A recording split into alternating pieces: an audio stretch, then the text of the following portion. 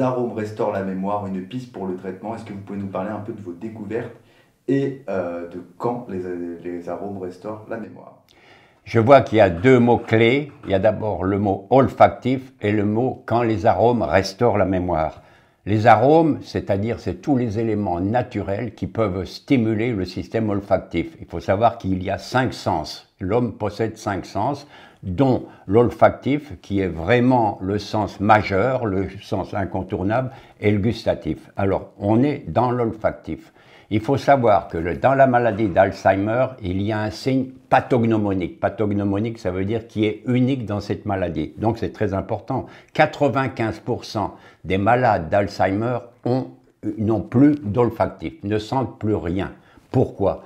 Eh bien, tout simplement parce que la maladie donc, a évolué donc, dans le cerveau et il y a un moment où il n'y a plus d'acétylcholine. L'acétylcholine, c'est un neurotransmetteur, disons une enzyme.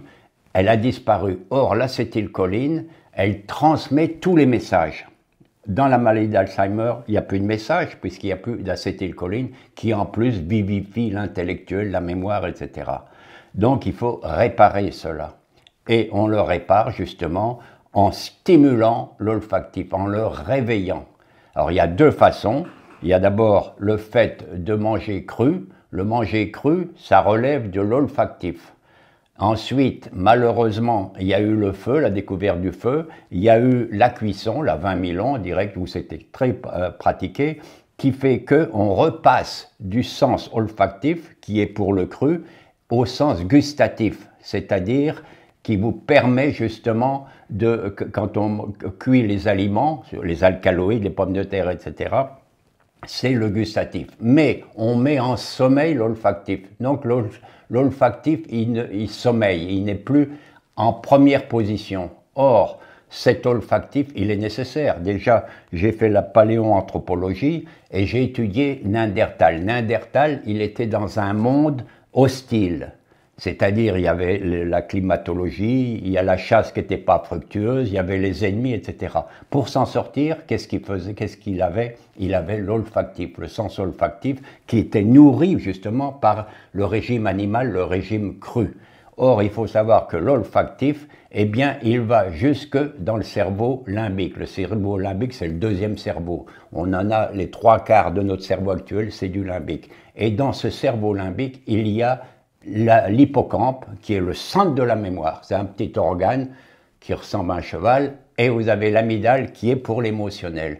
Eh bien, si vous ne les vivifiez plus, eh bien, vous allez vers la maladie d'Alzheimer, parce que c'est carrément, donc, la maladie d'Alzheimer, si vous l'avez. Mais si vous respectez une alimentation crue et mes huiles essentielles, qui est justement essentielle, qui est d'une violence incroyable pour réveiller donc l'olfactif, alors il faut choisir ces huiles essentielles.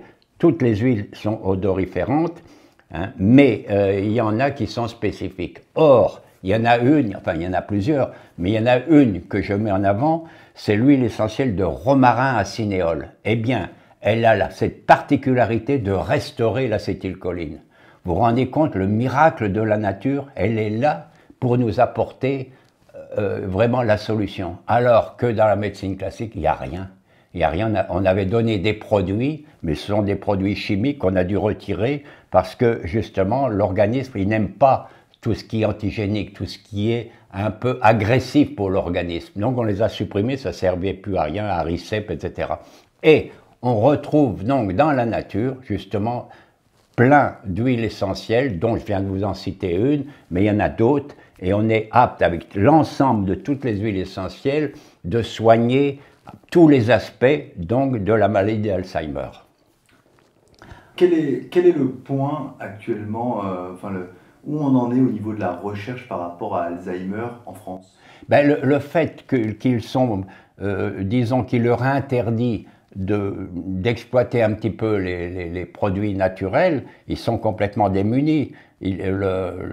Parce que c'est tellement subtil, la nature, elle est tellement d'une richesse. Rien que par exemple une huile essentielle, il y en a qui ont 200 principes actifs. C'est-à-dire un principe, c'est une qualité, c'est un aspect, c'est une molécule qui va soigner tel cas.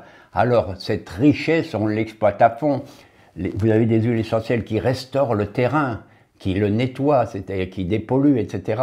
Et on est apte avec tout cela, donc on est vraiment au balcon de la situation, on domine la situation. Tandis qu'autrement, si vous passez par la chimie, c'est antigénique. Et antigénique, c'est pas bon du tout. La nature ne les aime pas. Autre question, évidemment, dans vos livres, vous évoquez le principe actif justement de ces arômes. Comment détecter et savoir qu'un principe actif est plus important qu'un autre et va fonctionner dans le cadre d'un traitement, par exemple dans le cas d'Alzheimer? Ben, il faut savoir que les huiles essentielles, c'est étudié dans toutes les grandes cultures, il y a 2000, 3000 ans. Déjà, même les Égyptiens l'employaient dans les momifications. On connaît, c'était vraiment la grosse thérapie, le cœur de la... et on s'en servait aussi au niveau religieux, etc., mais ce n'est pas notre cas. Et elles ont une action. On a maintenant on étudie vraiment toutes ces huiles essentielles. Il faut savoir que l'aromathérapie, elle est enseignée dans certaines facultés. Vous avez des professeurs qui étudient, qui connaissent bien depuis des années et des années, et il y a même un diplôme d'aromathérapie, c'est employé partout. Et il faut savoir aussi que un petit peu ma stratégie, elle est employée dans certains EHPAD, mais c'est silencieux, on n'en parle pas. Et là, je suis sollicité maintenant avec la sortie de mon livre qui a été traduit en Chine, qui a été traduit aux États-Unis, qui a été traduit aux États-Unis et au Brésil. Maintenant, les gens viennent me voir pour m'offrir des possibilités d'appliquer ma thérapie dans certains pays. C'est dire que derrière, il y a quand même une réalité, il y a quelque chose d'authentique. Et c'est pour ça que je me prépare donc à former des gens pour faire cette olfactothérapie, c'est-à-dire une thérapie par l'olfactif. Dernière question pour conclure un peu cette séquence interview, c'est de savoir aujourd'hui, est-ce que justement le gouvernement a pris en compte justement ces possibilités-là, les pharmaceutiques, tous ceux qui travaillent dans la santé, justement ces arômes, l'aromathérapie, est-ce qu'elle est prise en compte aujourd'hui dans la santé? Non, elle n'est pas prise en compte parce que Big Pharma, c'est-à-dire c'est l'ensemble de toute l'industrie du médicament, sont contre. Parce que, évidemment, si vous préconisez l'huile essentielle de romarin, c'est des flacons qui coûtent 5 €, pas plus, et qu'on hume, il faut le humer, j'ai oublié de le signaler, c'est-à-dire que ça va directement dans l'olfactif, dans le trajet de l'olfactif, bulle olfactif et puis le cerveau. Eh bien, malheureusement, ils n'ont pas le droit de le faire. En revanche, vous avez des professeurs qui ont commencé à voir un petit peu, ça fait 5 fois déjà que je suis interviewé au niveau de cette olfactothérapie et la thérapie d'Alzheimer, et ils viennent me demander, mais comment vous savez qu'il y a 5 barrières qui nous protègent? Il faut savoir qu'il y a 5 barrières qui nous protègent, et la dernière barrière, c'est la barrière hémato-encéphalique, il n'y a plus rien derrière. Il n'y a plus rien, il n'y a plus que l'aile, suivant le récepteur final, c'est ou l'Alzheimer, ou la sclérose en plaques, ou maladie de Charcot. Après, il n'y a plus rien. Vous êtes dans la pathologie, puis on voit que dans tous les EHPAD, vous avez beaucoup de gens donc, qui meurent de cette maladie d'Alzheimer. C'est la fin. Hein. En 3 étapes, ça dure 20 ans, la maladie d'Alzheimer. Et il y a une autre chose quand même qui est sérieuse et qui est grave. Il faut savoir que les gens qui ont attrapé le Covid, la maladie s'éternise. Elle s'éternise parce qu'elle a cheminé dans les 5 barrières. Et ils ont des troubles de l'odorat, 80%. Alors on leur a dit en 15 jours on va le supprimer. Et non, malheureusement, la perte de l'odorat eh bien, va vous entraîner, si c'est un jeune, dans 5-10 ans, il aura la maladie d'Alzheimer.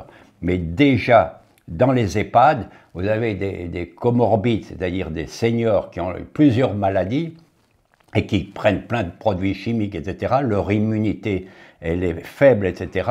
Et déjà, ceux qui l'ont attrapé là 1 an, aujourd'hui, ils ont des troubles qui rejoignent la maladie d'Alzheimer, confusion, troubles du comportement, etc. C'est décrit en Allemagne, partout c'est décrit, mais ils ne mettent pas le mot Alzheimer dessus parce que, comme vous pensez qu'il n'y a plus que cette solution, et là, on ne dit pas maladie d'Alzheimer. Merci, docteur Jean-Pierre Willem, pour ces précisions. Je rappelle le livre Alzheimer et odorat, quand les arômes restaurent la mémoire. Vous avez écrit d'ailleurs de nombreux livres sur les huiles essentielles et leurs bienfaits. Merci à vous.